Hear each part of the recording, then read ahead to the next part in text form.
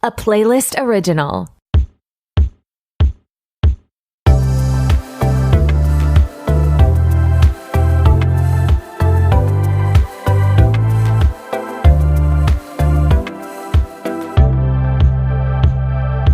What's up? It's your host Torry, and who is ready to be petty? Welcome back to another episode of RTBP. I am so glad you're here.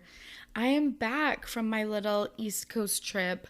It was so much fun, but I'm back to deep dive some of our favorite celebrity scandals of this week.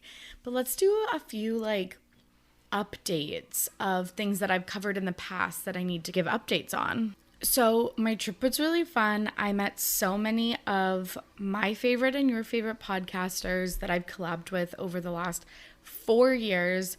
I'm going to do an Instagram carousel with all of them on my timeline maybe later today. So it'll be up by the time you're listening to this episode. It was so much fun. I didn't get pictures with everybody, which was like my B. You know, after a few drinks, you just kind of forget. You're either really into pictures or really not into pictures. But I'll post all the pictures that I have from the trip. It was super fun. It was serendipitous when I went out for lunch with Nick and some of our friends, and Folklore, not just one song, the entire album was playing in the restaurant. Because again, since we live on different coasts, different countries, we've never actually listened to the music really together. So it was really fun. So I'll post that picture too. And yeah, I just had a blast, but happy to be back and diving back into our TBP things. Okay, let's get to more updates. In episode 103, I chatted with Lindsay about my teenage jobs. I didn't talk about how I was a fucking mascot wrangler. Okay, so I actually now have a fear of mascots, and I feel like this is mean, but when people had phobias about some stuff like mascots, I'd just be like, okay, or clowns, I'm just kind of like, okay, well, we're adults, we all know there's a person inside and stuff like that. Until I had developed a phobia of mascots, I really do not like it. I don't often go to sporting events, but when I'm watching a hockey game or something like that, and the mascot is walking down your aisle or down the steps towards you, I'm just so freaked out. But in high school, I worked at this restaurant that had a large bird. It was red. I'm not going to say the name because it's a godforsaken restaurant, but it was a large red bird, and I didn't actually ever have to go into the costume. I think I was too short, but I would help the girl suit up. So she'd put an ice pack vest on, and then the body, and then the feet, and then the heads, and then I would be the wrangler. So I'd walk her around the restaurant meeting kids and handing out balloons, and they would give high fives and stuff like that. So that was all fine and dandy. I remember one time we went to this special event down at this really big park where I grew up, and I was wearing my fucking khaki shorts and work shirt because that was and fucking sneakers because, and the khaki shorts were Bermuda length, and that was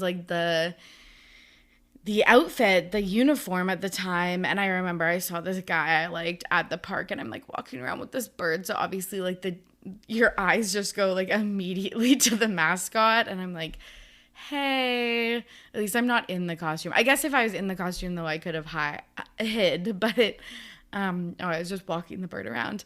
Anyways, I also talked about how I've been using snail mucin on my face.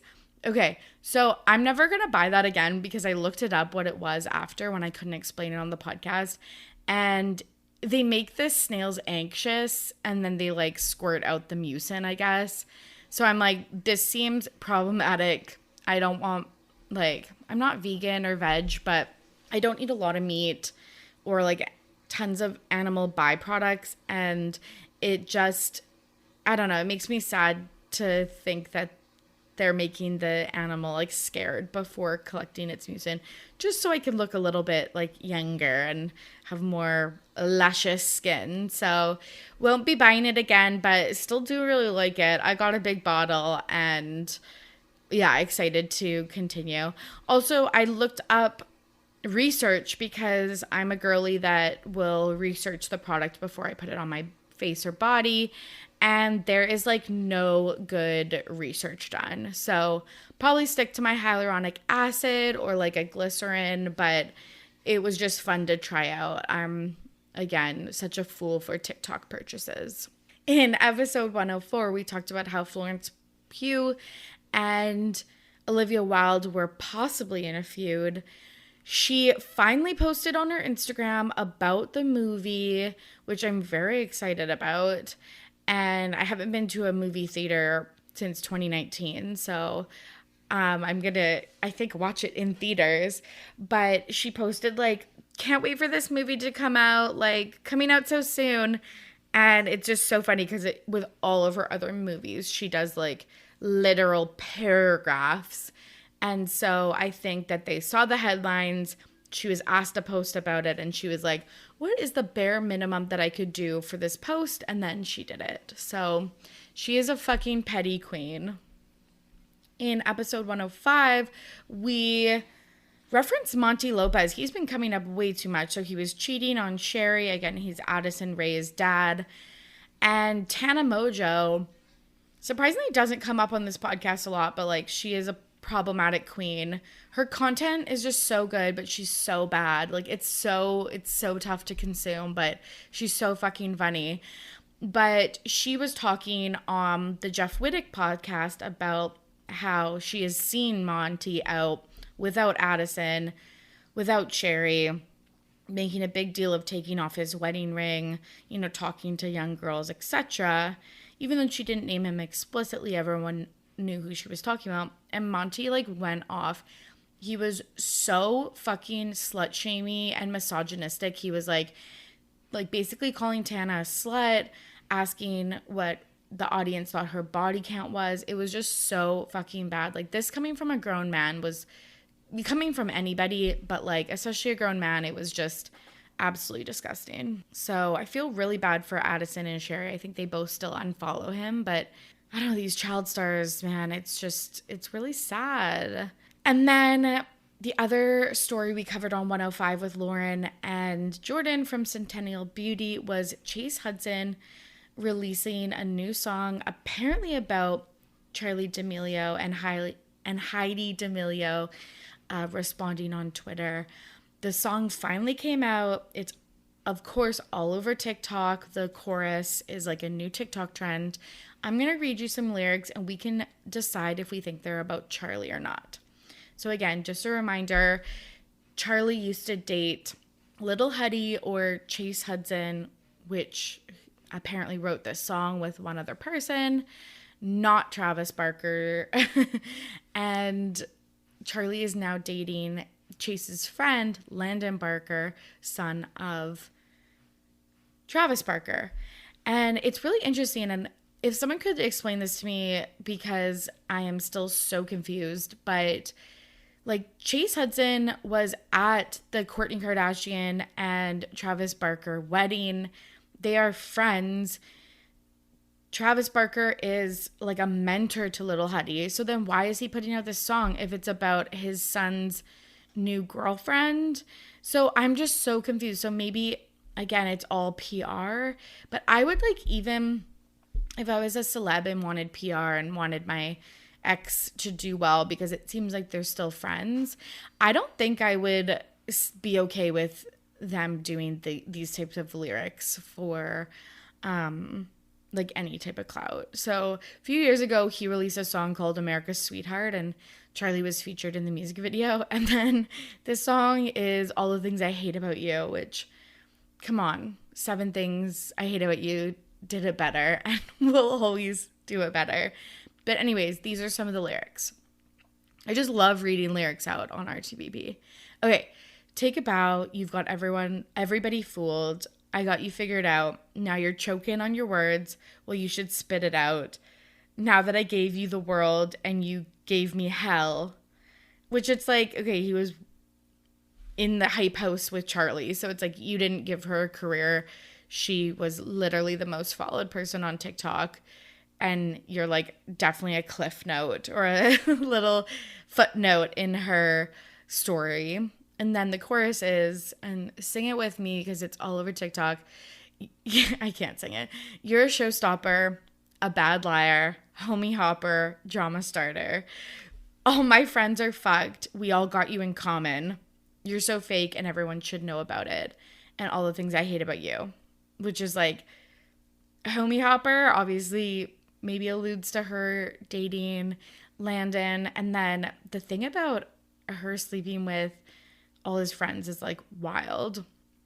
And then the last verse I'm going to sing out to you is, you could have had a rock star, but you chose up on a bum star. Bootleg version of me. That's your loss. Had to find out through a photo hanging on your arm like a knockoff, which is just like a bum star. Like, oh my God, this is so embarrassing. But it is interesting because, again, they have very similar aesthetics and stuff. So let me know what you think about Chase Hudson's new song. I will say that the chorus is a little bit catchy, but it's so slut-shamey that, I don't know, it's very pop punk of the early aughts when we would like literally sing out the worst lyrics, but we were in elementary school. Last note before we finally get to today's episode, Jennette McCurdy released a memoir called I'm Glad My Mom Died. And I haven't read it yet. I actually don't think I'll read it. It's extremely heavy.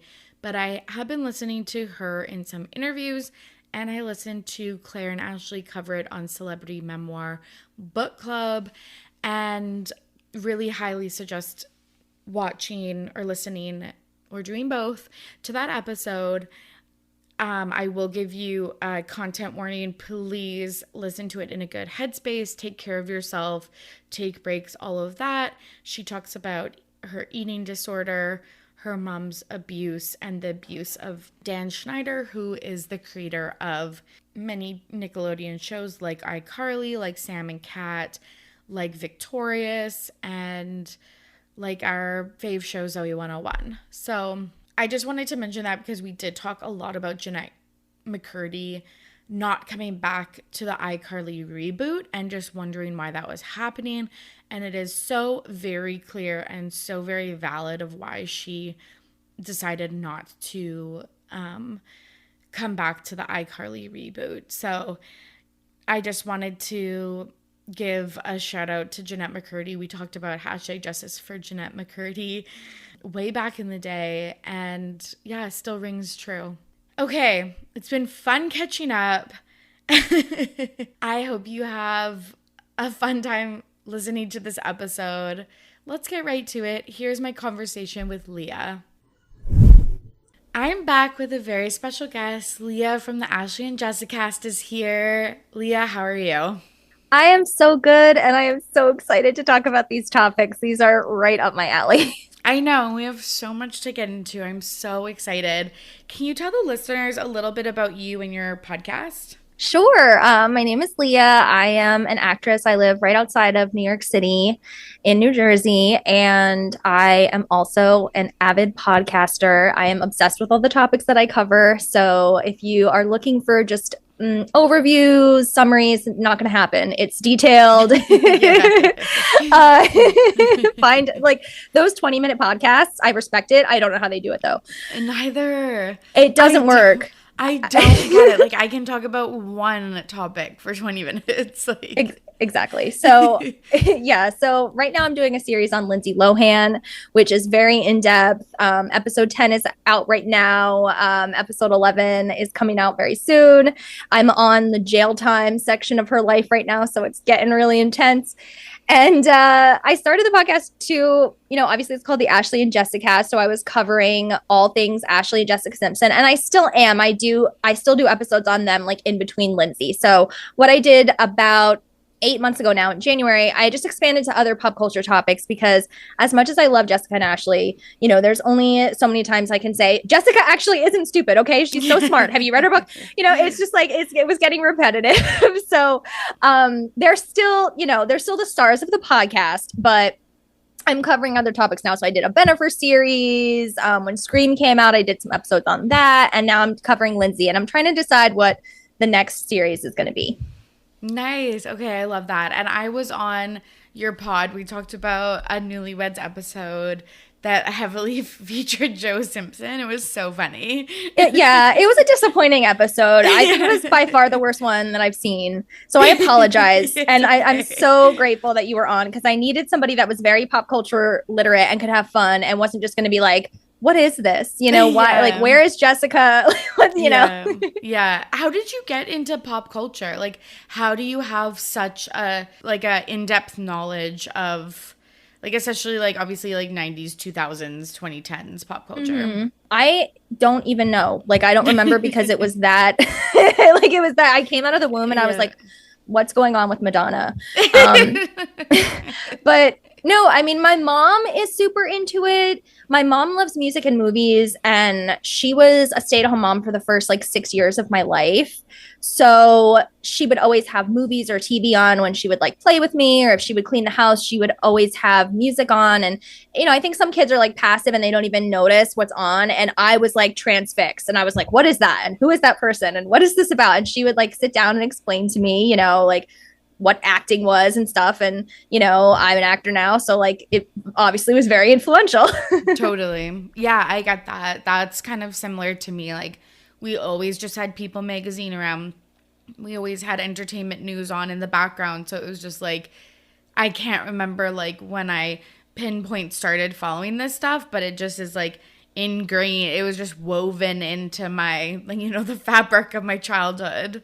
Exactly. I don't understand. I mean, I get it. Like, you know, people don't grow up that way and they're just not interested. Like some people will literally say to me, you know, why do you care so much about Lindsay Lohan? She doesn't even know who you are. She doesn't care about you. And I'm like, I don't need her to care about me. I have my mom and dad and my friends and I'm good. I just need her to entertain me and inspire me, which she has done since I was, you know, very little. And so I love her and that's it.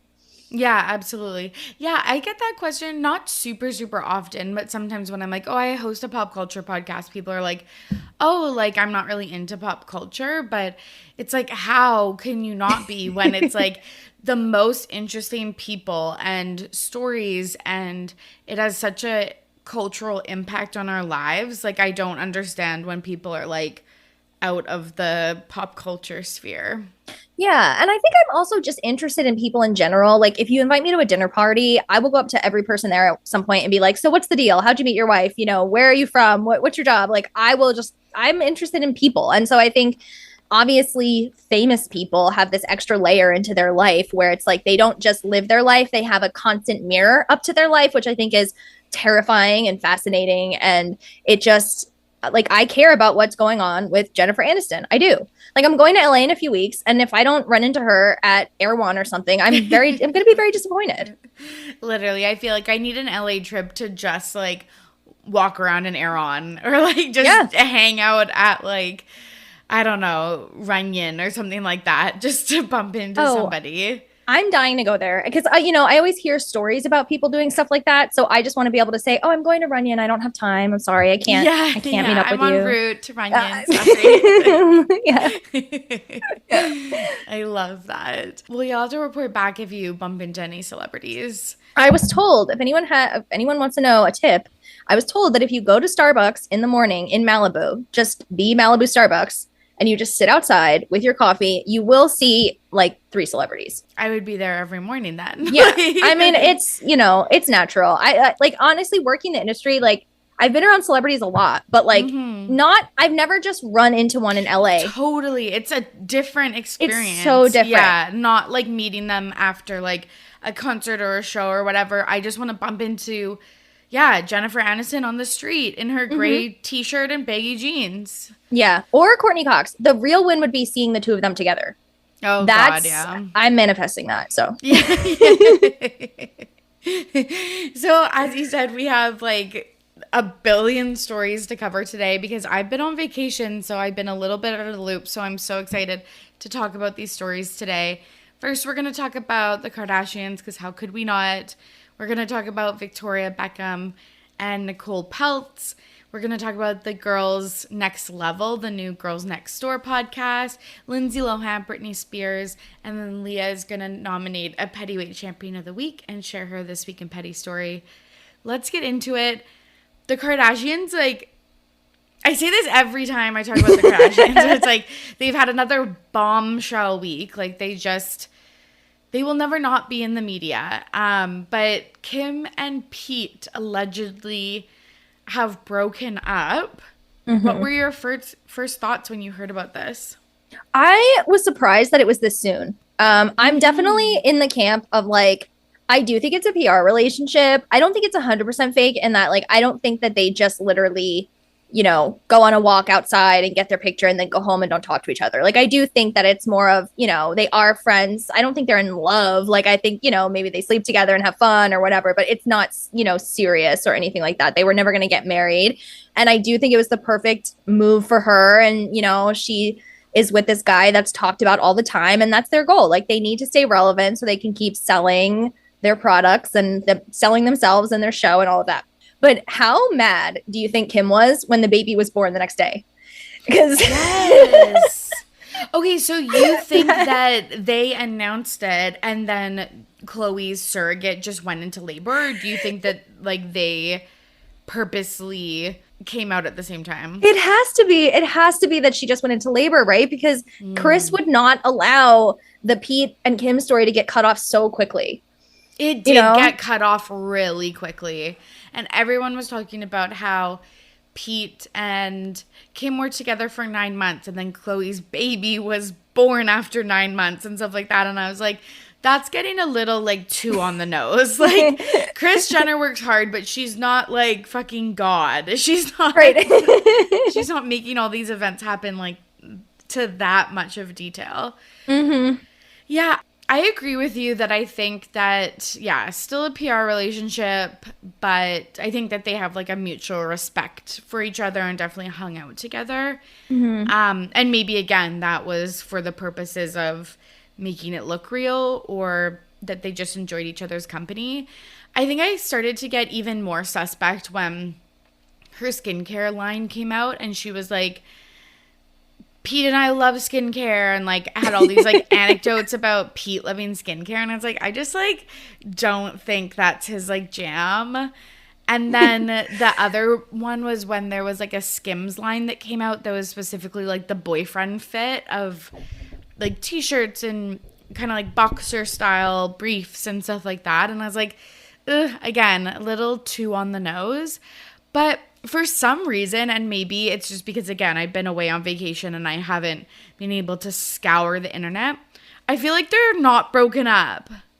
Oh, interesting. I just, like, don't believe it that they would, like you said, break up so early and not, I don't want to say milk their relationship longer, but it seems like, again, maybe not beloved, but I think that people really liked their content. So I just really saw maybe like a winter breakup or something like that. So I don't know if maybe they'll be seen together again or if this is like they're really broken up for sure. But I feel like he just started hanging out with their kids and stuff. And like, so I'm like, why?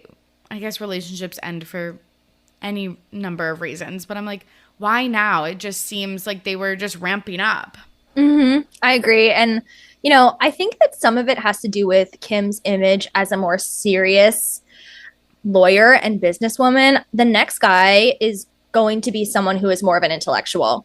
I think this was like somebody fun and light, somebody that makes me laugh, somebody younger, not so intense like Kanye with the drama constantly. And now I think she's going to move into a space where it's like, whether it's a real relationship or not, like I think this goes either way. If it's another PR relationship, I think it's going to be a more intellectual, serious guy. Or if she's like, I've had it with the PR relationships, I just want to be happy, I also think it's going to be a guy like that. Because remember when she first announced the divorce and the rumor was Van Jones? Yes. That had to have been planted by Kris. 100%. And she like kind of like leaned into that. Like they didn't let those rumors die. Like for sure she was into that. Totally see somebody like that. Somebody that cares about world issues and is going to, Kim can be seen at events that represent those things. She can get involved with more charities. Maybe she'll do like a documentary where she's visiting the Sudan or something like that with her correspondent boyfriend. I could totally see that. Yeah, 100%. Because, yeah, she was on, like, her, I just turned 40, I'm having fun, dating around, drinking, partying a little bit, and then we know her sights are set on her career as a lawyer, finishing like her like pseudo law school, maybe, I don't know, running for political office. So I could definitely see her with like, who is Rosario Dawson with?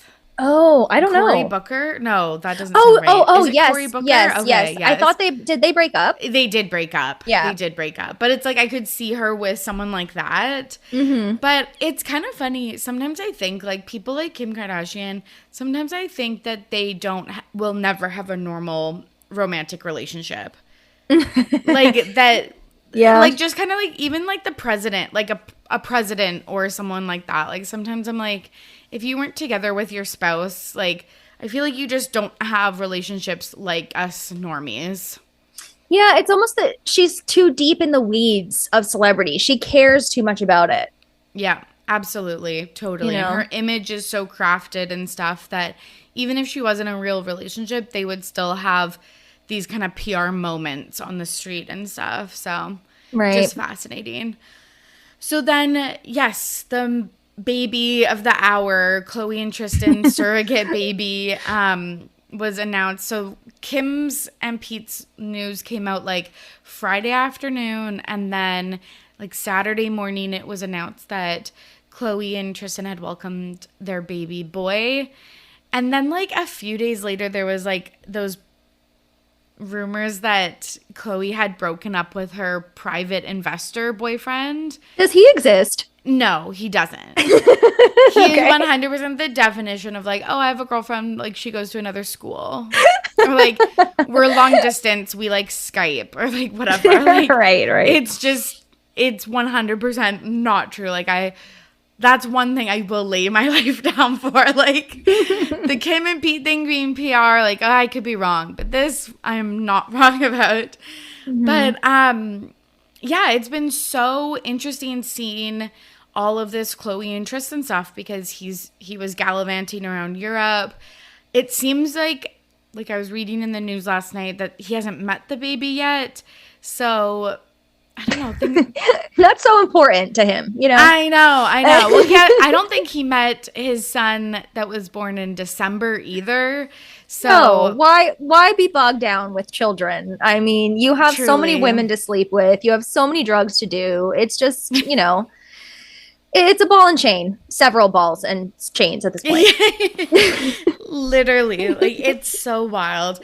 Do you think Tristan will ever, like, clear his name in the press or kind of have, like, a redemption? Or do you think that he'll just always be known as kind of, like, a Kardashian baby daddy with, like, these, I don't know, cheating allegations following him?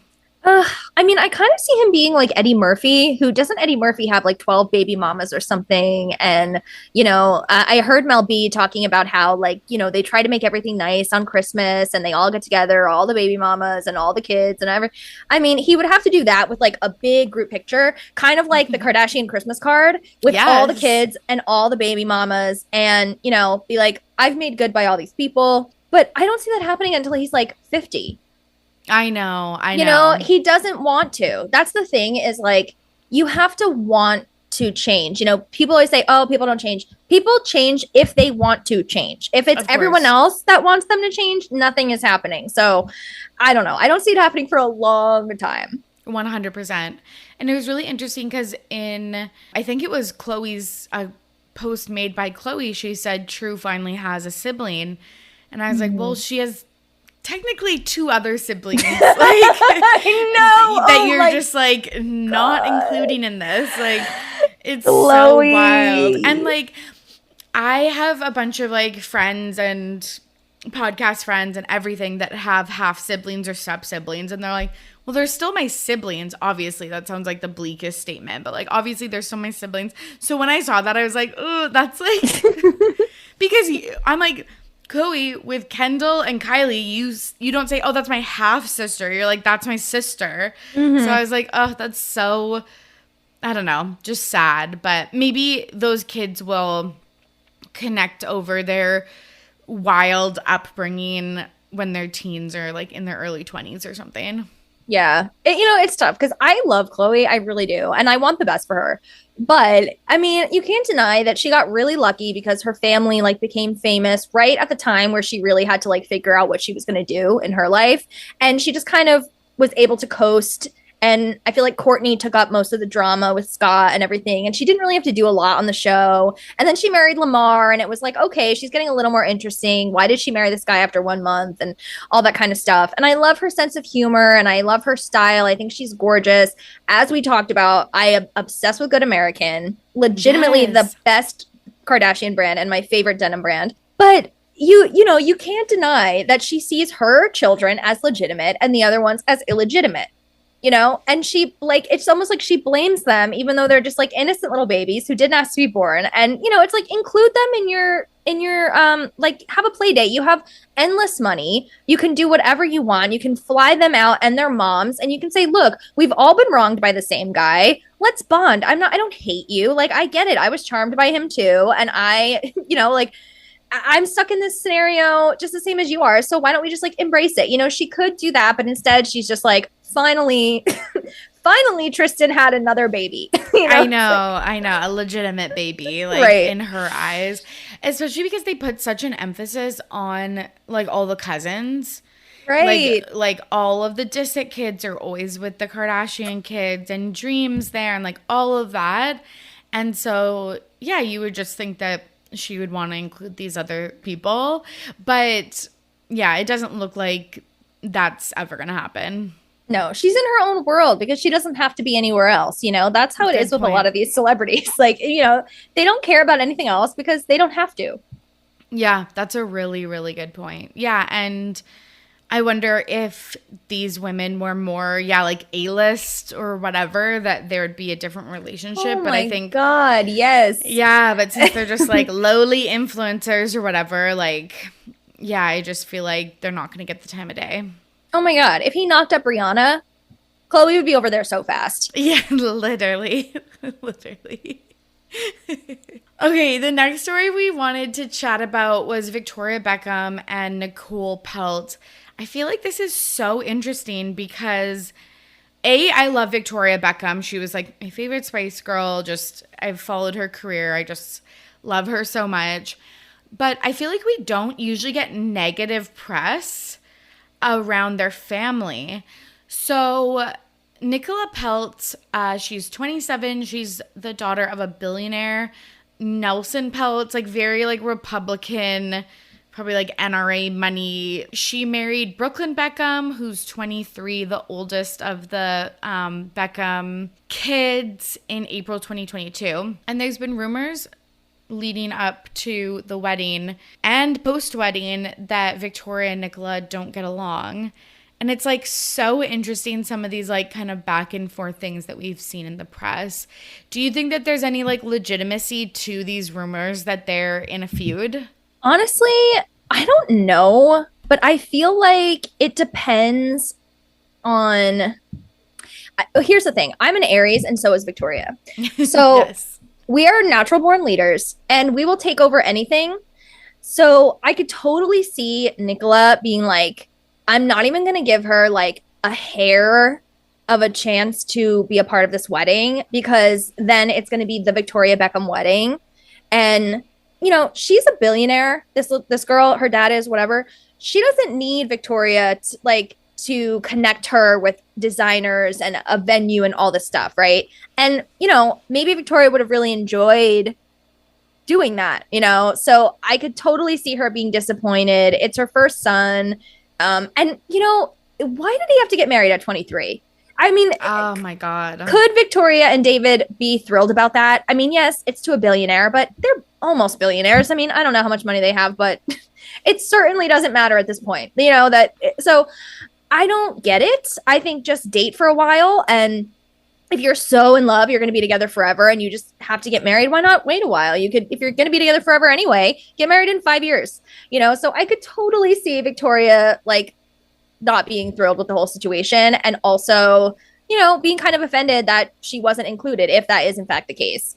Yeah, that's such a good point because you're right. So Nicola Peltz, obviously, I she's a socialite, so she has press, but she doesn't have the name recognition, obviously, as Victoria Beckham. And you're right, with a wedding of a Beckham child, a lot of the focus would be on him and his family. Mm-hmm. So I totally understand why you would maybe not want to include her as much in the wedding planning. It's interesting, too, that you said about how she wouldn't need, like, connections to designers and stuff, because I feel like Brooklyn's ex-girlfriend, Khloe Grace Moretz, was, like, the opposite, where she would have needed introductions to, like, fashion houses and stuff.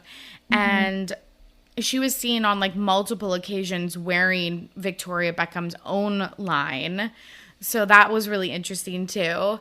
But with her type of money, like, you're right, she's not maybe as much needed. And maybe Victoria didn't love that. It was also interesting because she wasn't included. I guess the Beckham family weren't included at, like, the head table of the wedding. It was just the Peltzes, and they were, like, really upset. And I was like, maybe the Peltzes think that the Beckhams are the ones with, like maybe they're embarrassed of them. Like, you know how there's, like, billionaires that are just, like, so much more rich but don't have to have the fame?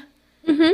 And it's like they almost are above famous people, which is, like, I think wild to me. I'm like, maybe that's how they view the Beckhams. Oh, totally. I could see them being like, oh my God, them and their tabloids, and, yes, you know, like her and her stupid diets, and, you know, him and the cheating and whatever. We don't do that nonsense. Oh, totally. Yeah. I could see that. And also I could see Victoria just kind of, like, checking out, because as soon as she realizes that Nicola is just not going to include her, then she's suddenly going to act above it all. And she's going to be like, oh, well, you know, whatever. I don't care anyway. 100%. Yeah, it's like she's played this game for a really long time. So, yeah, she can definitely do that. I can't believe they didn't have them sitting at the head table. I know, that, like, super weird. I think that was reported by Page Six, because they wrote a big article about them talking about the feud. Nicola posted on, like, Instagram that she was crying and she was having a bad day, and people assumed it was because of all the press coming out about their relationship, which must be hard. Like, I feel like in-law relationships can be strained or, like, difficult to manage and stuff like that, and, like, reading about that, or, like, your failures as, like, a daughter-in-law or whatever, or alleged failures, must be pretty rough. What does she do? Like, does she pretend to have a job? Or, like, what's the deal? That's a good point. I actually don't even know. Like, I'm pretty sure she's just a socialite. Let me look it up. Which, like, cheers. Like, that's my dream job. Like, to just go out and have fun. And so that also might be something that Victoria doesn't respect. Because even though she did come from a rich family, those Spice Girls worked their asses off. 100%. A lot of people think they were this manufactured package thing, but they weren't. They actually, like, hustled, you know, in these, like, warehouses with no air conditioning for years, where they just practiced and practiced for 8 hours. And so, you know, I could see Victoria being like, this girl doesn't even know what real life is or whatever. 100%. So she is listed on Wikipedia as an actress. Okay. But it looks like, so she has credits for Transformers, the one that came out in 2014, Age of Extinction, and then the A&E drama series Bates Motel. Which Bates Motel is big. That's something, yeah. Yeah, for sure. And then her family, the Peltz family, are in the business of, like, wealth management. Gotcha. And investments in New York. Are they British? No, they're based in New York. Oh, okay. So wait, is Brooklyn going to live in New York now? That's the other thing, because it's interesting. Like, the Beckhams did their stint in the U.S., but ended up back in the U.K. And I wonder if that's another thing. Is I'm assuming Brooklyn and Nicola will continue to live in the States, and maybe that's another tension point. I wonder if Victoria has a place in New York. I know she has place.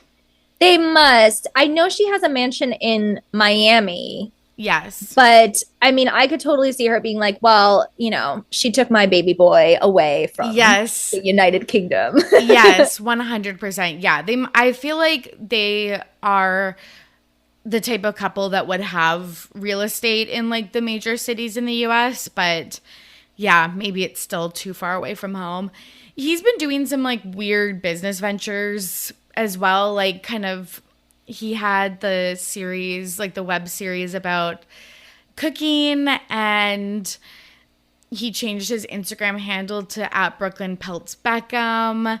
He got that huge like married tattoo on his arm. Like he's just, I don't know. He wears like a newsboy cap. I just like, that being the most disturbing of it all. Yes, like he just has some weird career choices is what I'm getting at. Well, I have to say the one thing that I love is the Instagram name change, because no offense to anyone, any woman who has changed their name to their man's name, it is completely fine. But me personally, I will not do it because I just find that, you know, I have a name already. If I didn't have one, that'd be different, but I do.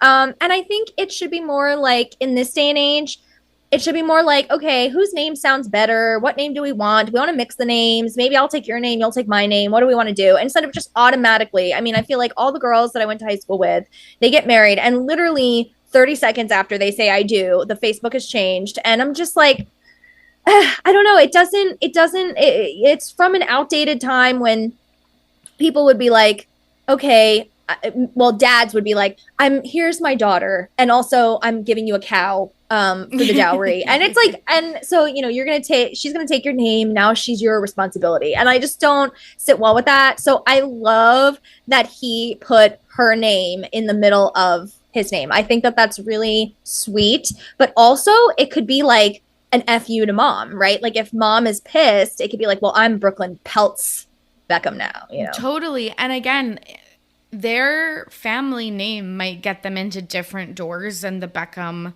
family name could. So, right. But yeah, I completely agree. I love like joint names or taking on both names or like things like that, because yeah, it's such an outdated tradition. And again, no judgment, whatever you do, but also so much paperwork that I just I know. interested in.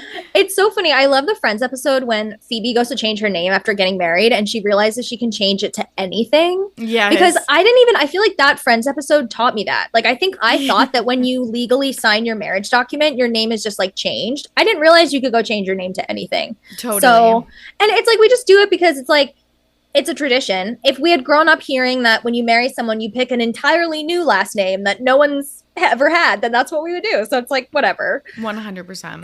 100%.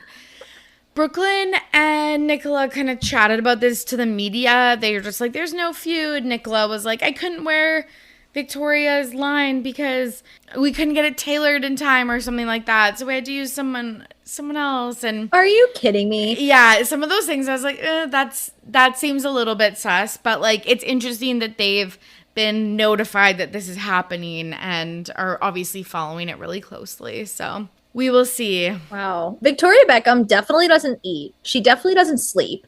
No. She would have been there herself with the needle and thread. Like, 100%. I have no doubt. 100%. And like, I guess, okay, last thing I want to say about this couple. Like, okay, if you had one wedding outfit and stuff like that, yeah, maybe it's not the mother-in-law's couture line. Like, that's fine. But she did like a week's worth of activities. I was like, you could have tossed on a dress at one of the fucking engagement parties or something like that. Yeah. And what an honor. Like, imagine being so rich and so connected that Victoria Beckham is your mother-in-law and you're just like, if I have time, I'll maybe try on a pair of pants. 100%. I can't fathom that. I would be, I mean, me too. Like you said, I am obsessed with the Spice Girls, have been since, you know, childhood.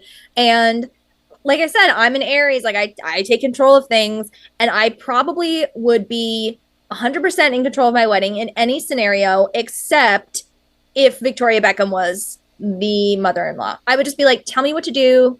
I will do it. You are fabulous. You are everything. And I know if you plan my wedding, it'll be the greatest wedding of all time. So I have no fears. 100%. Yeah, I would give up all reins to Victoria Beckham. Like, how could you not? But any of the Spice Girls, sporty, whatever.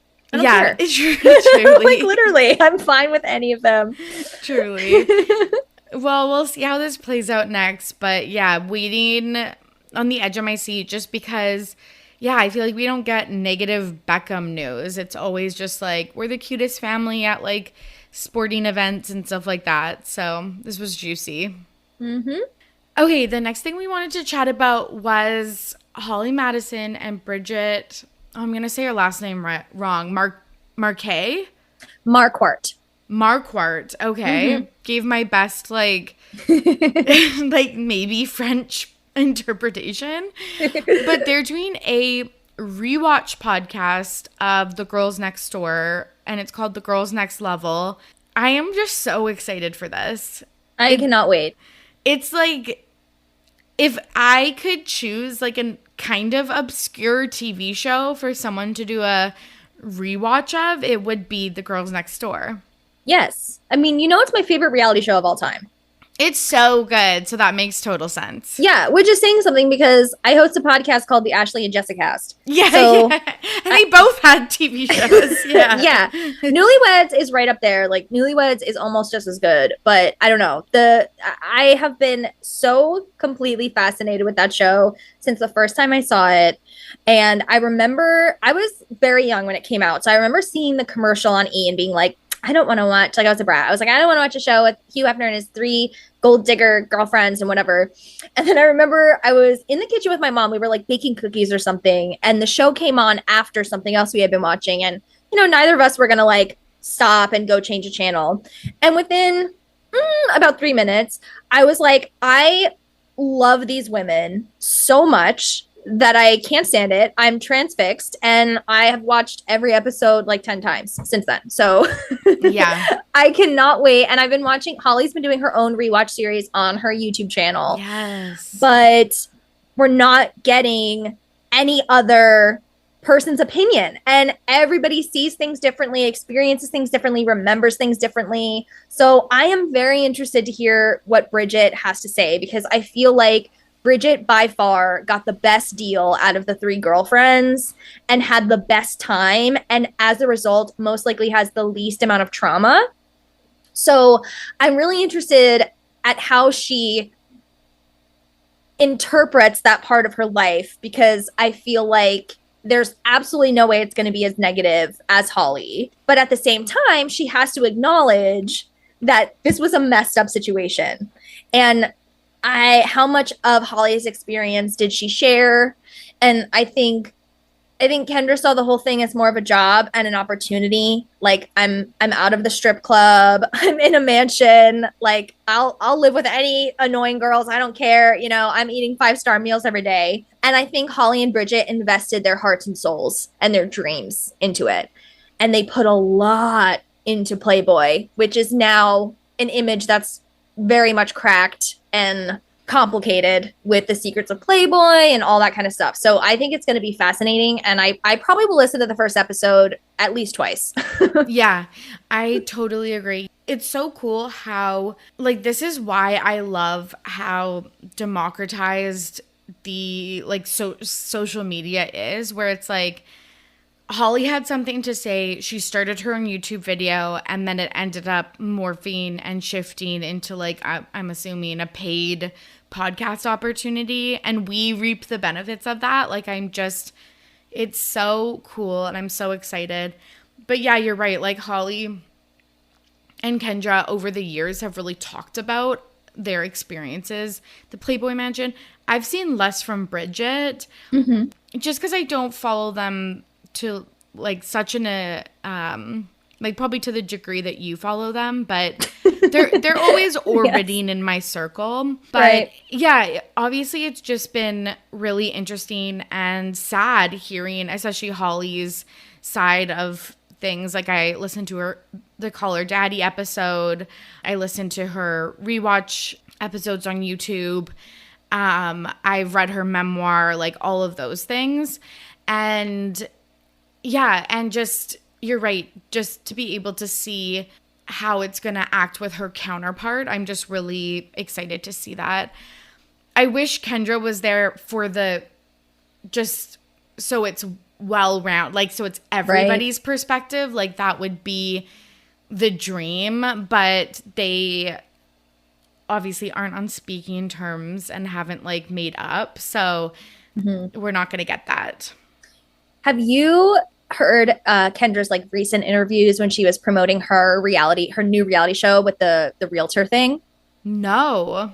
So Kendra is completely dismissive of everything that happened during the Playboy Mansion time. I mean, it's like chilling, because she, like, people will bring it up, of course, because when you interview Kendra Wilkinson, obviously you're not going to be like, so, you know, what's the latest house you've shown, or whatever, you know? It's like, yeah. I'm sorry, but I'm happy for her, but no. So she's just like, I don't even think about that anymore. Like, she's very defensive. She's like, that was my college years. You know, it's just so weird. Like, she'll, like, laugh at interviewers and be, like, snotty about it. And she'll be like, it's so weird. Like, do you have somebody asking you about your, like, freshman year of college all the time, 20 years later? Like, it's whatever. And, you know, they'll be like, oh, well, like, they're sweating. They're like, Holly is doing a rewatch. She's like, I would never do that. What, what, why would you do that? That was a million years ago. Like, move on. Like, and everything people say to her, like, anytime people try to, like, push her on it, she's like, I'm a mom. Like, I'm focused on my kids, and that's all I care about. And it's like, well, Holly has kids too, and she's focused on them. But at the same time, everybody asks her about this. She will never escape it. I don't care if she cures cancer. Everyone will still be like, so what was it like in the bedroom with Hef? I'm sorry. It's the fact. And I think Holly embracing that and facing it is a lot healthier than what Kendra has been doing, and maybe Kendra really does feel like Hef was great and she doesn't relate to the secrets of Playboy stories, and maybe that's true for her, but you don't have to be like an asshole about it when people are interviewing you. I think she has work to do there. Like, I think she needs, like, trauma therapy or something. 100%. Like, there's two things that I really think about that. A, I feel like she's blocking a lot off.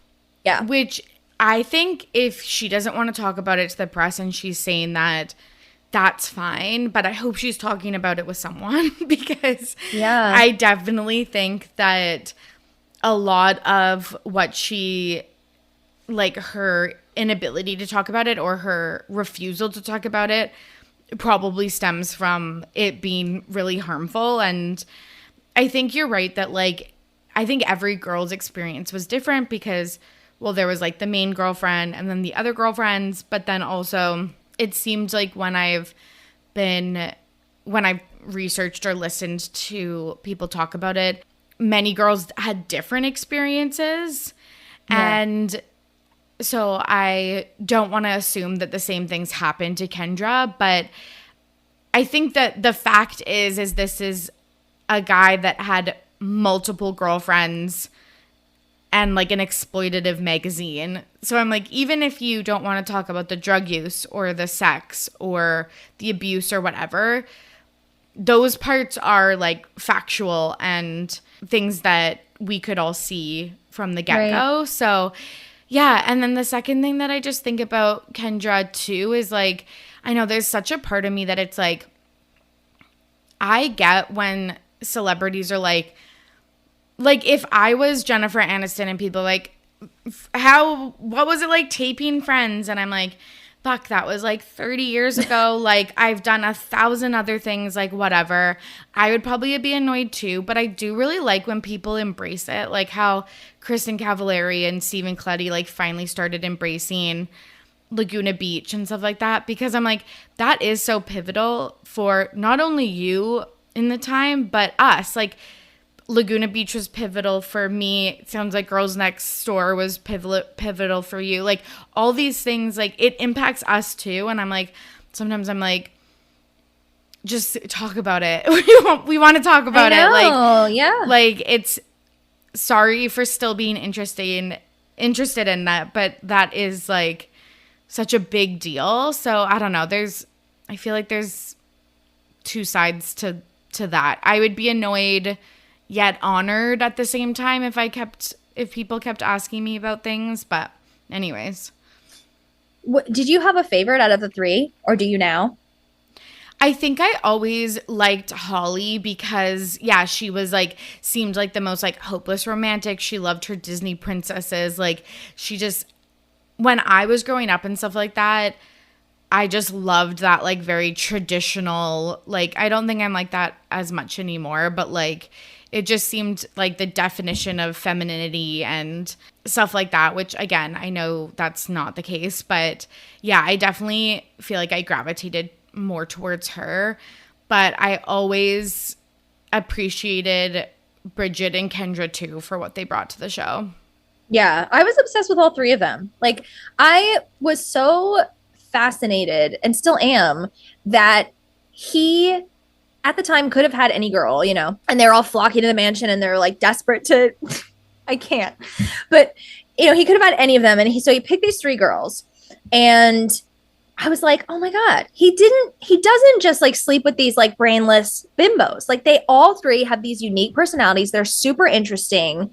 I mean, even Kendra, like, I mean, Bridget and Holly are definitely intelligent. Kendra, like, it was ditzy, but even she like was smart about certain things. Like, she had street smarts and like she knew everything about sports, and you know, she cared about what she was focused on, and that was basically it. And everything else, she was like, why are we doing this? You know, I don't want to paint you know, an egg or whatever.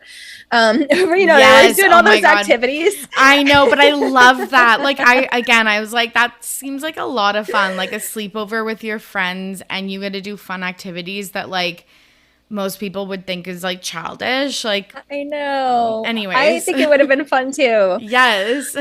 But I just felt they made him look so good, because they made him look like, oh, like he actually does care about their personalities and, you know, whatever. And he owes them everything, because even though his image is pretty much like getting shattered now, they are responsible for him having this huge resurgence in the early 2000s. And people like me that were like preteens that were like, oh my God, Hugh Hefner is so sweet. Like, oh my gosh, you know, like he laughs at all their jokes, and, you know, it's a real relationship. Like, Holly loves him, you know. I mean, I was that person. So, I mean, I didn't think he was like a saint. I was still like, this is insane, and I would never move into that house. But, you know, I was like, oh, this works for them, and I get it. And now I'm like, ew. So, I mean, they really had the world fooled, and I just think that's impressive. Yeah, I definitely think, like, they didn't think that the girls would be seen in such a good light from the show, and that we would care about the girls individually and about their personalities and their well-being. Mm-hmm. I think that they thought they were shooting a sexy, fun reality show, and we're like, oh no, these are, like, humans with brains and hearts and like hopes and dreams and like all of this stuff. So yeah, it is really interesting that everything's like coming to light, and I'm just glad that these girls will have their chance to share more of the, you know, the story, and because it seems like we kind of are getting like the full picture nowadays. So yeah. I just really need Bridget to actually go there, because I'm afraid that Bridget is going to be like, oh my God, Gizmo is so cute. Ha ha ha. And like, I can't, you know what I mean? I can't do that. It's been like 20 years and we're not doing that. So I need her to actually talk, because I know that she's been in a relationship after she left the mansion. You know, she started dating this guy, Nick Carpenter, who is the grandson of Hal Roach, who is like a Hollywood icon. So he has a ton of generational wealth. I'm guessing that's how she has like supported herself all these years, because she's done like little things. Like, she had a Halloween costume line for a while, and, you know, she has a podcast, but that only like came out a couple years ago. So I'm just like, how was she supporting herself, and like what has she been doing all day since she left the mansion? Because she was actually the first one who got a really big opportunity outside the mansion with Bridget's Sexiest Beaches, her TV show. That was before Kendra and Holly had shows. That was before, you know, everything happened. So you would think that she was the one who was going to have a hosting career or something. And I think it's shocking. I think it is shocking that she is not on HGTV, Travel Channel, Discovery Plus, like all those things. How is that possible? Like, how, I mean, what happened? You know, I know that at some point she and her boyfriend Nick pitched their own reality show to E, and they rejected it. So I don't know if they took it to anybody else or what, but is that like was that just like such a trying process that she just gave up? I don't understand. So I really hope that she's honest, because I know she's writing a book and I want the whole story, because I like even her past, like before the mansion, you know, she moved into the mansion when she was like 29. So that's crazy, right? Because Kendra moved in at 18. I believe Holly was like 21. Yeah. Those are babies, you know, and 29, you've lived a whole life. She was married, you know, she stayed married the whole time she was in the mansion. They were separated, obviously, but that's fascinating. Like what went on there? So I need Bridget, if you're listening, she's a huge Ready to Be Petty fan, and please just be honest. I need the whole story. Truly. And I really hope that Holly rubs off on her, because I feel like Holly nowadays is like, I'm not holding anything back. I'm going to talk about everything. Mm-hmm. And like she talks about, like her neurodivergent diagnosis. Like she talks about literally everything. And I hope that rubs off on Bridget, because I could totally see, and we've seen rewatch podcasts be surface level. Mm-hmm. And especially with this type of one where there was so much abuse behind the scenes, like I really, really hope that they go there. Oh my God. They were having dog birthday parties at the same time that like Holly was finding a tape that said girl with dog. Yep. Okay. Like that is the trigger warning. That is like the most bizarre paradox I've ever heard in my life. And I need the whole story. So 100%. I'm literally so obsessed. I can't wait. Yeah, me too. I'm so excited. Okay, let's continue on our like 2000s girl journey. We're going to talk about Lindsay Lohan next. I'm so upset. Yeah, literally. I was in New York and she's been in New York, and I was like, that would have been someone that I just would have loved to come across. Like that's the dream. Mm-hmm. But she looks so happy and healthy and well in the most like recent paparazzi pictures that we've got of her and her husband. Mm-hmm. You really wanted to chat about her, and you phrased it, Lindsay Lohan's comeback. Why do you think she's like on the up and up? Mm-hmm. How did she get here? And like what's her journey back to the US and landing this Netflix movie and her ads with Planet Fitness and stuff like that? Like, how did she get here? Why now? Is it the husband's influence? Like, I don't know. And I want to know so bad. I think that she is someone that really had to make serious changes in order to get better, because her addiction and her trauma is so deep-seated. You know, it goes back to her being like 3 and 4, and, you know, her dad kidnapped her out of the courtroom when they were having a family hearing and things like that. I mean, it's just so deep within her. And I think that what I was saying before about how you have to want to change, as I'm doing all this research on her and all her various rehab stays, of which there are numerous rehab stays, numerous court appearances, I feel like through a lot of that time, she didn't really want to change. She was like, I'm a functioning alcoholic and it's fine. And it wasn't, because obviously she went from starring in movies like Mean Girls to movies like Labor Pains and The Canyons and things like that. So that wasn't exactly working for her, but I think she was in denial.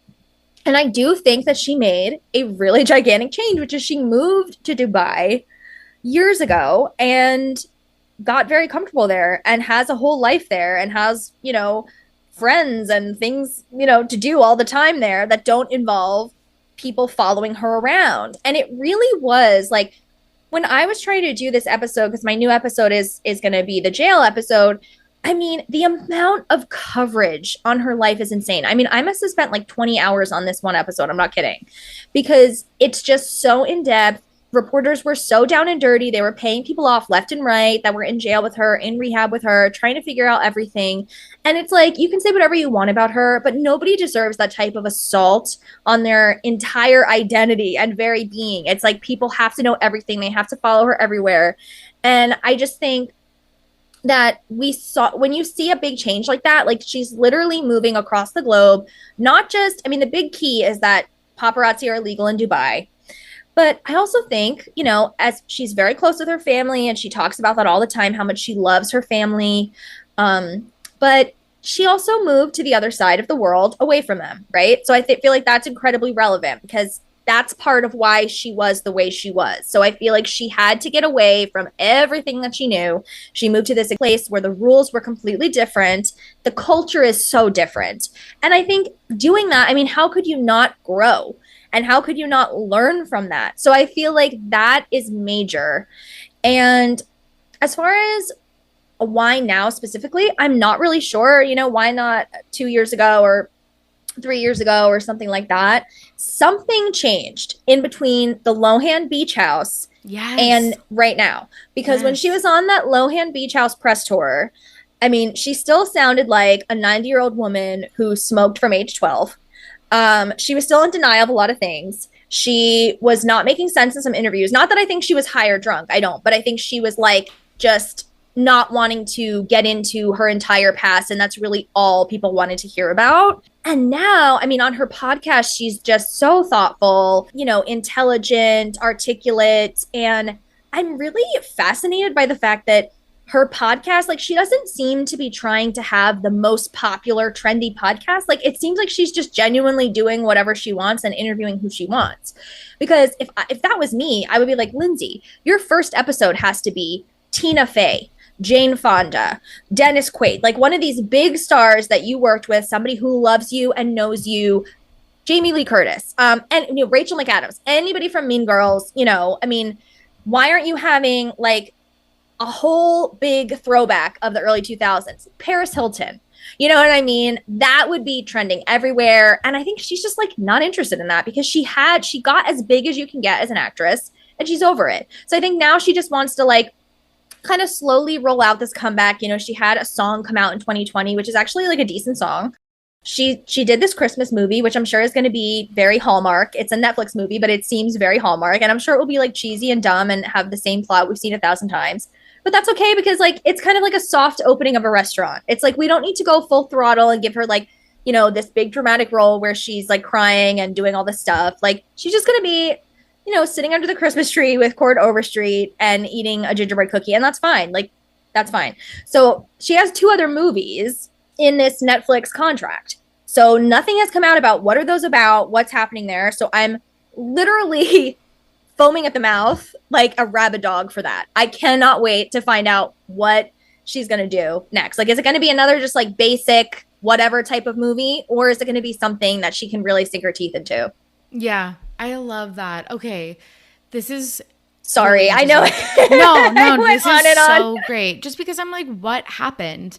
Yeah, because I don't know. You're so right though, because last time I had checked in with her, she was doing Beach House in Greece. And I was like, ooh, this is still kind of like seems a bit off the rails. And then all of a sudden she seems to be thriving. Right. And yeah, she posted the picture like eating lunch with her dad, which I thought was really interesting. And so interesting. And then her podcast, you're right. I listened to the first episode with Bobby Burke and I was like, she is a consummate professional. She is such a natural conversationalist. Like I feel like people forget how talented she really is and how dynamic she is. But you're so right. And okay, I think it's about like having Tina Fey or Rachel McAdams or Dennis Quaid. Like I would fucking die. Yeah, exactly. But I feel like she's burnt some bridges and she's slowly rebuilding that. So maybe that will come in season 2 of The Lowdown. But B, you're right. Maybe she's just kind of moving on to some of this, like, not more wholesome, but like just different things. And I feel like, again, when you're a child star, you are plagued by your, like, again, she is probably asked every single day of her life what filming The Parent Trap and Mean Girls and stuff like that was like. So I totally get wanting to just do something a little bit different. So yeah, the Bobby Burke episode that I listened to was really cool because she was talking about like her own interior design and architecture and stuff. And I was like, and how moved she was by Queer Eye. And yeah, it's just really sweet. So obviously wishing the best for her. Yeah, and the second episode was salt and pepper. Yeah. That's everything. Like, Truly. what? Why? You know? Truly. And like, as like the Jeanette McCurdy book and stuff is coming out and people are hearing more about child actors, and we do know Dina and it's Michael, right? Mm-hmm. We do know a lot about their like history, but I just feel like I have a soft place in my heart for people who grew up in this industry. Yeah, of course. And, you know, I even more have a soft spot in my heart for people that deal with addiction, because I have a lot of family members that have dealt with it since I was born. Like, it's a constant problem in my family still to this day. So I think my heart just really goes out to her, because I do know, even from like a scientific standpoint, if you combine the hereditary nature of addiction with trauma, it is a matter of time before you become addicted to something. Honestly, the statistics are, I mean, almost unbeatable. So It's really like, you could say all you want, well, she chose to pick up the drink or whatever. It's like, yeah, but these things are like, you have a predisposition to these things sometimes. Totally. And when you're the biggest star in the world, which she was at one point, I mean, at least the biggest actress, you can have anything you want. Imagine being 17 and you can have anything you want. Totally. Who would not? I mean, look at Justin Bieber. God. Totally. You know? Yeah. And people always talk about, and I like agree with it, like with these like young Hollywood people, it's like, if you're going out every night drinking and stuff, like for us, what would be a normal night? Going out drinking and stuff like that. If you're doing that for like years, it gets boring. So of course you're going to throw some drugs into it. Just like how I feel like a lot of celebs are into like wild sex. It's like, well, if you're having sex with so many people, so many hot models or whatever, of course you're going to like be into different things, because it's going to get boring after a while. Whereas like as normies don't have that like incessant, like we can't party 3 nights a week or whatever, or 5 nights a week or 7 nights a week, like all these other people. Mm-hmm. Oh my God. I don't even want to know what kind of freaky shit is going on like Leo DiCaprio's yacht. Yeah, because he's been having those parties for the past 30 years. So what could be happening at this point? You know, 100%. What else? What other ground is there to cover?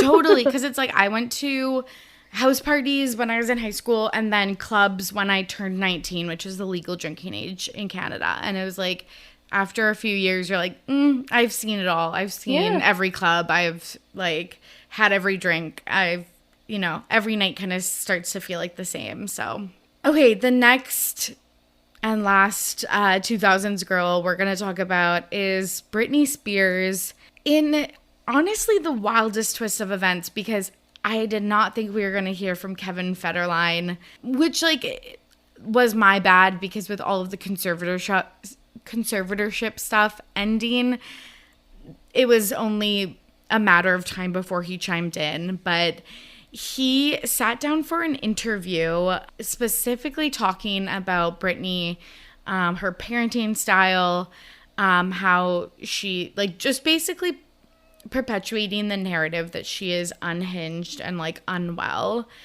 And parts of it won't even go to air because they are that damaging. But he kind of started like an all-out attack on Britney. He released videos of Britney from like 4 years ago, talking to her children, like parenting them. They were edited. They were, you can't see their faces or what's going on. It's just a snapshot of like an argument. No context. No context or anything. And she has responded, Sam has responded, her lawyer has responded, but it's just another, like, we just cannot ever let this go. Like, it's so sad and upsetting that she is still dealing with the fallout of this conservatorship months later. Yes. I mean, you talk about the early 2000s girls. Britney is the greatest of them all, okay? Yes. She's my all-time favorite artist. I love her like it's personal. Like, I love her so much. And I was so terrified when I saw about these videos. Before I actually watched them, I was like, oh my God, please don't let this shatter my illusion of Britney being a sweet angel. And I think that's what I love about her so much, is that she is a sweet angel, but she's also sassy and she doesn't take shit. Yes. And I love that, especially not from her teenage boys. So when I watched the videos, I was so relieved, because I was like, this shows that even though she was being drugged, trapped, forced to do things she didn't want to do, she still managed to competently parent her kids. And I mean, I think that when I heard her say, you need to start respecting me, I am a woman, I mean, I felt alive for the first time since the circus tour. I was suddenly like, my whole body was tingling. I was like, yes, Britney, yes. Oh my God, you stand up for yourself, whether you are, you know, talking to your kids or your ex-husband or the new wife or whatever. And I just thought it was brilliant, because anyone, I mean, of course, if your son is taking off his shoes and it's freezing cold, you're going to be like, you can't do that shit. You know, you're going to get frostbite or something. And, you know, you're not listening to me, and you need to start listening to me. And my favorite part was when she was like, and you are so weird right now because you're going through puberty. And, you know, the Southern accent jumped out. And I love that, like, when she's parenting, it's the strongest. I mean, when she starts parenting, it's literally like she's back at the Nyla Burger Basket in Kentwood, Louisiana. And I loved it. I thought it was so great. And I was like, you know what? Kevin sucks, but I actually love him for releasing this, because if this is the best he can do, all he proved is that she's actually a great mother. 100%. I was like, is this going to be her beating them or something? You know, no, of course not. And I just find him so pathetic, because he's had all this time. He's had so many years of getting this huge check every month, and he could have done anything. He could have built his own business from the ground up and been his own boss and done whatever he wanted. And, you know, he could have totally turned his life around. And instead, he's like, oh shit, my kids are about to turn 18. And, you know, when the clock strikes 12 on Jaden's birthday, my payments are over. So what do I gotta, you know, who's the highest bidder? Because I have dirt on Britney. And it's like, okay, she's just telling her son, I'm your mother, respect me. I mean, okay, like, I have like a crazy Italian dad. And if the worst things he said to me were recorded, I mean, probably, you know, I would have been thrown in some foster home, right? Like, we all have those moments with our parents that are just like heinous. And this was not even anywhere near that. I know. It's so true. Like, I listened to those videos and I was like, if that's what an argument in the Spears family looks like, as like, that is tame. Like, right. come hang out at my house for a little bit. Like, then you'll see a real argument. But like, yeah, it was still her, which I love too, because she was like talking about like, things are weird for you and because you're going through period, like, but that is just so, like, not just her, but that's a really good way of putting it. And I felt like she was talking to her kids like she got on the same level as them, which I think is really important, parodied. But it's like, she was like, acknowledged that there's a lot of shit going on and that he might be acting out, and that's okay because they're going through puberty, but there needs to be respect and listening to your mom and stuff like that. I honestly thought it was kind of cute. It was endearing. It just made me love her 10 times more. That's it. You know, It was actually kind of like good for her image. And instead they tried to make it seem so horrible. And, you know, the new wife, Victoria, who, you know, Britney paid for your house. So, you know, I would be like embarrassed about that, but whatever. And instead she's like, oh, how could a mother talk to their little child like that, or whatever she posted. I was like, easily, because he was being a snot-nosed brat. And that's, you know, all 12-year-old boys are like that.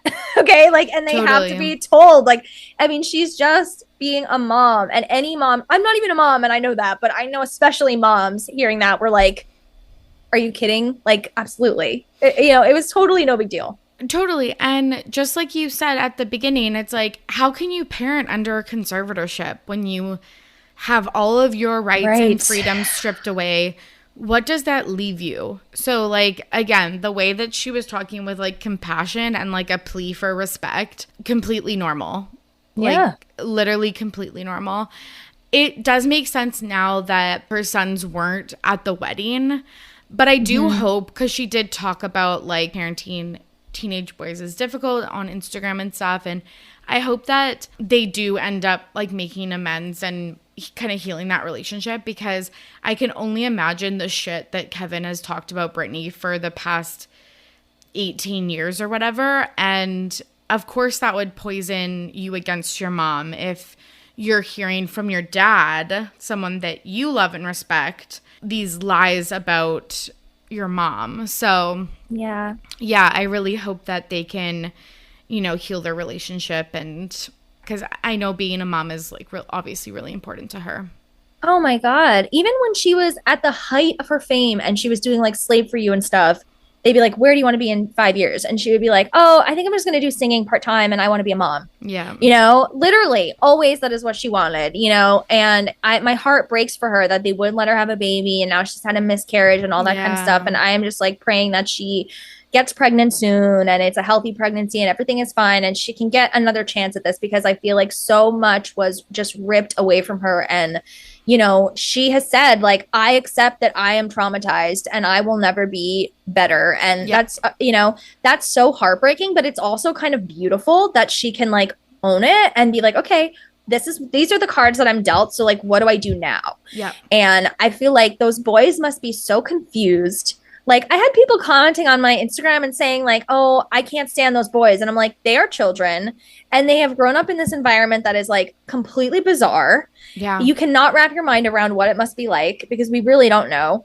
And I mean, I don't blame them at all. And I just think like they both need to do, both boys and then Britney, you know, need to do what is healing for them and like what is going to work best. And then hopefully like they can somehow come together and like have conversations. And, you know, it's so hard because like her son's brains are still developing. You know what I mean? They're so young, and it's like they've been molded and shaped by this like family that who knows what's going on. So I just like, I don't know how she does it. I think she is the strongest woman alive. I mean, the fact that she is still here and she is semi-healthy at least, and she is, you know, I mean, there's rumors like, is she really 100% free? I think there is some complication there, but like for the most part, I do think she is free now. And like, I just hope that she can have the healthiest, happiest, most fulfilling life possible, whatever that means for her.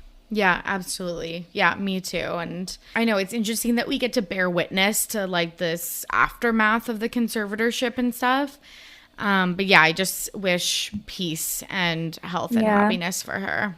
Absolutely. For sure. Okay.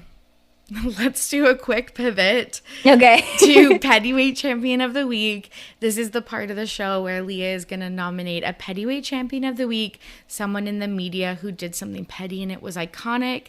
Lia, who are you nominating this week? Okay, I'm just going to check Instagram quickly because I need to make sure that this is still accurate, what I'm about to say. Yes. Because I've been waiting all day for this post. Okay, yes. It's it. Okay, so it didn't happen. I nominate J-Lo because I am a stan of hers. So that's the first thing. But I feel like we are sometimes the most critical of people that we love because we just get them and we're like, come on, what's going on? So I'm petty about the fact that today is Ben Affleck's 50th birthday and she has not posted anything. No tribute video. No. I mean, for Father's Day, she posted a beautiful tribute video, which I'm sure her unpaid intern worked very hard on over a period of months. And I would like to see what they've cooked up for Ben Affleck's birthday. He is 50 years old today. This is a big deal because they just got married. And I feel like this woman, like, she, you know, I love her. She's such an attention whore. She needs it so badly. And she has dangled this relationship in front of us. I still can't believe they're married again. I'm like obsessed with them. And I just want to know, like, what is, like, why? I thought that once they got married, she would be like more open about the relationship, because I get the whole thing of like, she doesn't want to put too much out there because of what happened last time, but also like she needs the PR and the attention to survive. I personally feel that J-Lo wakes up and looks like the Swamp Thing in the morning, and then as soon as she gets her like attention, she looks like J-Lo. so funny. I'm not kidding. I mean, you know, so I just think that like, if she doesn't post anything today, which it's currently 8:28 p.m. Eastern Standard Time, and I need something. I need a photo. I need, you know, and I also need her to acknowledge his gigantic back tattoo because she won't. Literally. Okay, this is really interesting. Do you think, because they've been on their honeymoon, do you think something happened? Did they get in like an argument or something today? Like, no, they're together right now. I know their every move. I'm sitting outside their hotel room right now, waiting for them to come out, and they haven't. No, they're in New York. Oh my God. Okay, so what is up? Because you're right. Regardless if it's her posting or someone on her social media team, but someone is putting together a tribute video or the lengthiest Instagram caption we've ever seen, or something on the jlo.com. Right. Where is the newsletter? I'm a subscriber, obviously. I got a notification as soon as she announced it, and I subscribed immediately. Yes. And I would like my tea. Like, you were supposed to provide it, and I find it very petty that she does this to us all the time. Seriously. So, what could be the explanation if they're not in a tiff? She's celebrating too hard, and maybe she's going to post tomorrow and be like, we had such a good time. We were so busy. Sorry. Like, social media comes second to our relationship, even though we know that's not true. I know. Jennifer Affleck needs to come through because she legally changed her name, and I want to see some pictures. I want to, we're not really getting on the JLo is not cutting it. We're not getting enough. Yeah, put your money where your mouth is and give us the content. Yeah, you cannot do this because I've been invested since 2002. Yeah. So 20 years. I need something. 100%. Okay, we will keep you posted if she does post, but that's fascinating, and I hope we get an explanation. Maybe it'll be in the blinds or something. Okay, finally, it is time for This Week in Petty, where Lia is going to share a story about something that happened to her in her real life that she is petty about. What are you petty about this week? Okay, I have an interaction with a guy that was sitting on me. Or least favorite. I know, it's who knows which one it is. Yes. And it actually is kind of relevant to this podcast because his father is a celebrity. Okay. So I can't say who it is. But I will give a clue, which is, I mean, it's not like Tom Cruise, right? It's not somebody that everybody knows. It's not a household name, but his dad is on one of the biggest shows right now. It's currently running. It wins all the awards. People are obsessed with it. So it's a pretty big show. And if I pointed it out, you'd be like, oh, I know who that is, right? Interesting. So can we do like a poll on RTBP's Instagram? Like, should we, I'm just kidding. Can we do a Q&A box? Yeah. Someone's going to be up until 4 a.m. like checking, like, okay, who has a son that's an appropriate age? Okay. So, but this is true. So, about a year ago, he dated one of my closest friends just for like a week. And I run my own small business, and my friend told him about the business, and he was like, oh, I would like love to be a part of that. Do you think she's hiring? And she was like, I don't know. Let me ask. And so I was like, oh, I would love to have him. He actually was like qualified for it. And so she connected us, and he came to my house, and we did a fitting and everything. And, he like observed on the job to see like what, if he would want to do it and everything. I'm obsessed with the Kennedys. Like this story is going to go all over the place, just so you know. I love it. We're buckled up. We're ready for turbulence. Don't worry. So he was in my apartment, and I have a ton of books about them. And I have like one of Bobby Kennedy's campaign posters on my wall. So he was like looking around, and he was like, what's with your Kennedy obsession? And I was like, oh, I just love them. It's obviously a very broad topic. Like, we were like working and trying to get everything together. So I was like, well, we'll talk in the car or whatever. And we didn't. He really didn't say anything else about it. I was just like, yeah, I was just like, I love them, just big fan of all of them. So he ends up dumping her after like a week, and she was really upset about it. I mean, I'm not going to say she was like devastated, but it was out of left field, and it was upsetting. And so of course I didn't end up hiring him because she's one of my best friends, and that would just be so awkward. And he was kind of like DMing me and stuff, but he wasn't being like too flirty. So I was like, oh, maybe he just wants the job or whatever. I didn't really know what it was. And so I just kind of like ignored him because, I'm like a ride or die with my girlfriends. So I'm not going to do anything. So I unfollowed him on Instagram as like a show of support. And he stayed following me and would always like check my Instagram stories all the time this entire year. Okay. Because this was last August. So then a couple days ago, he starts like liking all my selfies, and like, he does like the Instagram deep dive and starts liking everything. And I was like, oh, Jesus. Interesting. So then he messages me, and I was like, hey, what's up? And of course I immediately texted my friend, let's call her Jill. So I immediately texted Jill and I'm like, oh my God, let's call him Josh. I'm like, Josh is messaging me. She's like, what? Why? I'm like, I don't know. He's either into me or he wants a job. I don't know. Yes, one of the two. So he's like, yeah, he's like, we just got off on an awkward foot when we met. And I, just wanted to say hi. And he's like, and you're really cute and you're an actress. And I know how hard the industry is and whatever. And I'm like, oh my God, if you're going to play this dad card, I can't. Because, like I work in the industry too. And I've been around a lot of celebrities. So like when he told me, like, of course I already knew because Jill told me about who the dad was. But I was just like, oh, whatever. Like, I don't care. Like that's him. What can you do, So I was like, oh my God, if he's going to try this right now. And so he said to me that when he was in my apartment, he was looking at all my stuff and said, I was thinking, can I be her JFK? And I was like, first of all, I would love the confidence of a white man in his 20s. How can you think you were in the same league? Anyway, and I was like, no, you definitely cannot be my JFK because you dated my friend and I would never do that to her. And he was like, I totally understand that. But like, she and I were so incompatible and we only dated for a week. And he's like, she really doesn't care about politics like you do. And like, I need somebody who's so petty, right? I was like, he's like, I need somebody who's more politically engaged. And I was like, my podcast is the Ashlee and Jessicast, right?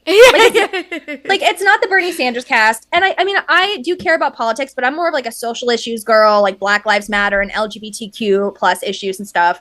So, I mean, I'm afraid to check CNN every morning. Like I don't, I don't check it every day. Yes. And I think one of the reasons why I love the Kennedys is because that type of those type of politicians, I would watch their speeches and it would really inspire me whereas today, I don't feel that way when I watch today's politicians. I'm not like someone who is going to talk to him about foreign policy all day. And the fact that he felt the need to like put down my friend to try to get to me is so bizarre because why would I ever, I mean, even if I didn't care about her, why would I want to be with someone who's like putting down this girl to get to me? Like, I don't find it flattering. I'm uncomfortable with this. And, I told him flat out, like, nothing can ever happen between us.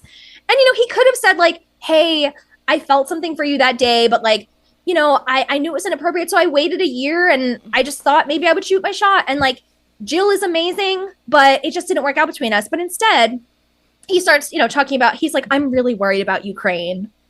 And I just feel like Jill doesn't care about things like that. And I'm like, she actually does. Like, I'm like, I've known her for years, And then he said the icing on the cake, the just the dumbest lie I've ever heard, and just the dumbest thing ever, which was Jill didn't even know who JFK was. Oh my God, what the fuck?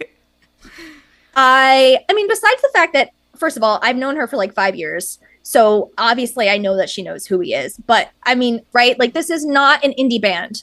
This is John F. Kennedy. Okay. And I just was like, that's not true, And I just thought, what a petty, disgusting thing to make up. Like, as if I'm just going to be like, oh, really? She didn't know that? Oh my goodness, you're so cute. I mean, what was he? And like, just of course, grasping for straws. Yes. And of course, I'm screenshotting the entire thing and sending it to Jill the whole time. And she's like, at first she was like kind of, because I was like, look, he's kind of putting you down. So if you don't want me to send you the screenshots, I won't. I was like, but it's not super personal. Like, I don't think you'll be hurt deep down because I'm like, it's very silly.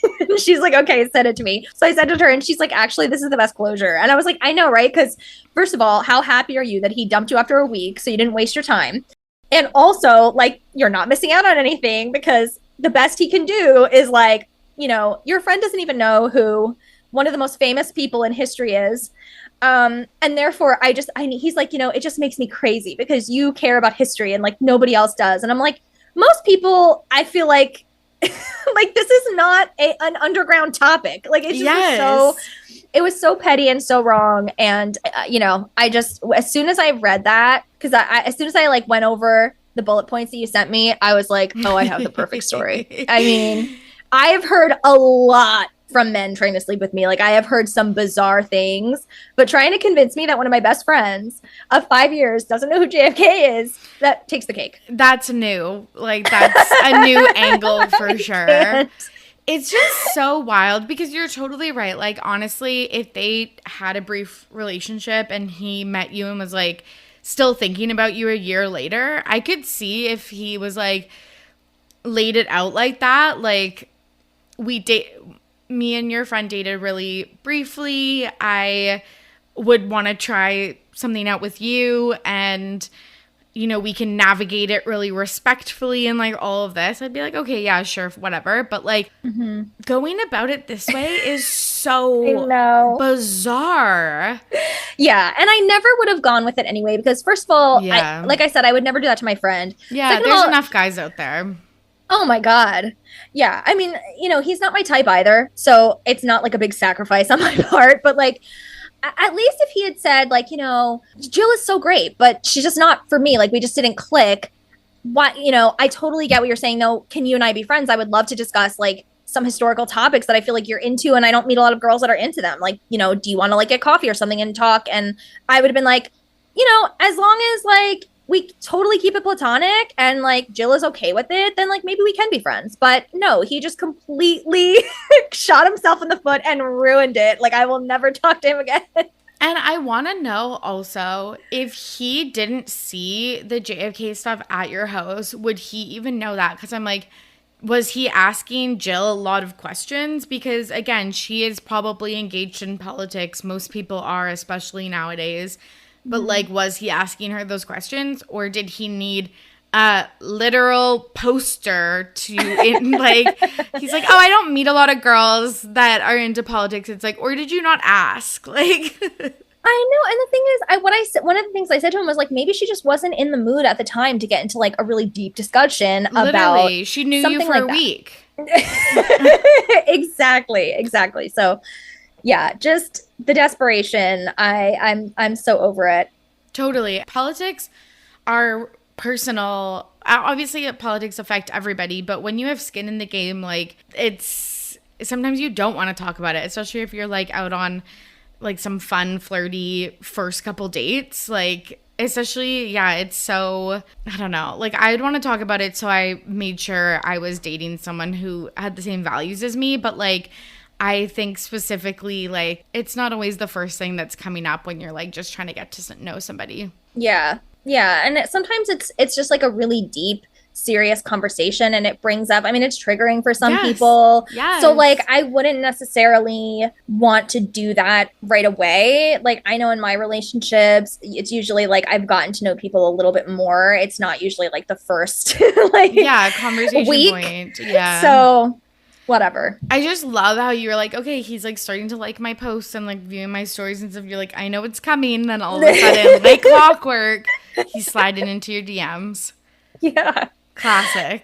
Yeah. And he just like wouldn't stop talking about the Kennedys. And I was like, I don't even want to talk about them this much. Yeah. He's like, it's like, I found my one in and I'm fucking sticking with it. Yeah. And he just wouldn't, like, I kept saying over and over again, I was like, I feel like you're not really accepting that, like, nothing can happen between us. And he would, every time he would be like, I totally get it. Like, that makes so much sense. But you're so sexy. Can I call you? And I was like, no, like, how have I given you the impression that you're going to get my number? Yeah. I keep saying no. And he was like, well, can I send you a voice memo? And I'm like, no, I don't, like, no, please stop. The worst. Clearly not good at reading signs in any capacity. You're like, we were almost colleagues. Like, yeah. Like, that's the other thing too, is like, you are almost his supervisor. I know. Well, maybe he's one of those guys that like gets off on that, because I feel like some guys are super intimidated by it, and like if they find out I own my own business, it's like, oh, but I'm the man, you know. Yeah, fuck. But other men are just like, they want that like boss lady thing. Yeah. So, I get that. I guess I'm just irresistible. I mean, you know, just like Jessica. I was just going to say, to quote our favorite Jessica Simpson. My God, so funny. Okay, this has been so much fun. Can you tell the listeners where they can find you and anything else you want to plug? Absolutely. So I do want to plug a short film that my friends and I made. It's been debuting at film festivals, so I'm really excited. It's called 100 Words, and a couple weeks ago, we debuted at the Hamilton Film Festival up in New York, and it was so surreal because it was the first time that I saw myself like in a real movie theater on the big screen, and, you know, that just like blew my mind. So it's not available yet publicly because we're taking it to more festivals. Tomorrow, we're actually going to be at the Hudson Valley Film Festival, so I got to go get my spray tan and And, you know, Nice. I don't want to blind anybody with my translucent skin, but so I'm super excited about that. Again, it's called 100 Words. It's about a world where you can only say 100 words per day. So after you finish that, you can still talk, but you make no sound. Your mouth just moves. So it's really cute. It's really funny. And it's by Late Night Hump Productions or LNH Studios if you are a Christian group and you don't want to hear the word hump. And so I know that I go back and listen to podcasts from months ago. So look for it because it might be out by now by the time you're listening to it. And yeah, go listen to the Ashlee and Jessicast, my podcast. My Instagram is at Ashlee and Jessicast. And then my personal Instagram is at Capria Moon, CapriaMoon. And it's the same on Twitter. So check it out. Nice. Okay, I can't wait to check that out. That's so cool. And what an interesting concept. Thank you. Yes, I'm so excited about it. And I have to thank you for having me on because this was so fun. Fun. I mean, I could talk to you for like 5 more hours, but I won't do that to you. And vice versa. Well, thank you so much for coming on. And there you have it. Thank you so much for listening. And thank you to Lia for joining me on today's episode. If you would like to support the podcast, you can do so in a variety of ways. You can subscribe to the podcast and leave me a 5-star rating and review on Apple Podcasts or Spotify. You can buy merch. We have a cute keychain and Starbucks cup. All the money goes to a small creator in California. The links are in my episode show notes. And the last thing is follow me at RTBP Podcast. I hope you are safe and healthy out there. As always, I'm your host, Torry, and I am ready to be petty. See you soon. Bye.